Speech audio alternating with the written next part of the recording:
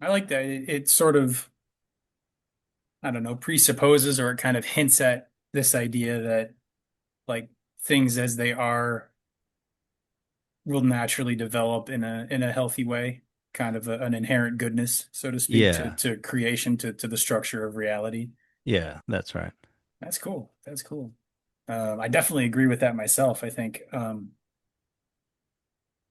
if we ask ourselves those kinds of questions, like, is nature is our nature, human nature, the nature of the world, is it inherently good or inherently bad?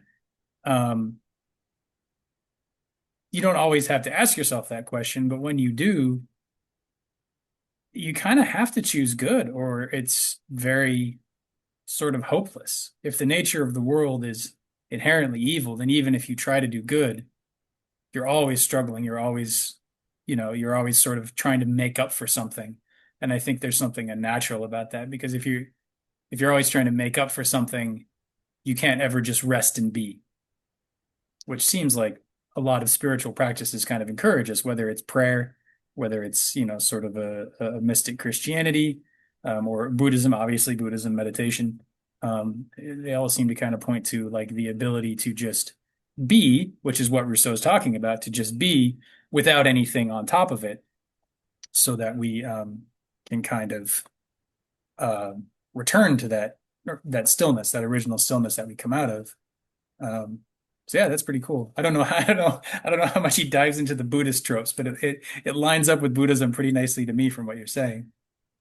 Yeah, yeah. I'm reading. Reading this book, Emil. I think it reminds me of Eastern philosophy and Buddhism a lot.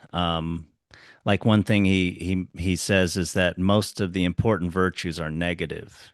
So the Hmm. idea Like, of what does that mean? Like, how do you unpack that? like I think he means it's not about do being good but not being bad.